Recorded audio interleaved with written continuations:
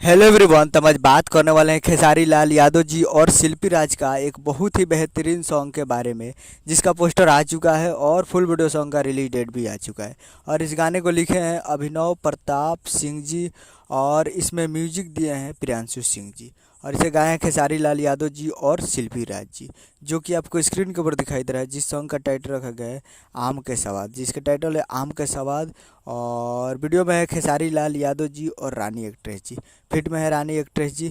और ये full video song को रिलीज़ किया जाएगा। Video song release in on 14 जून को सुबह 6 AM पे, यानी कल परसों 14 जून को सुबह 6 बजे इसको रिलीज़ किया जाएगा।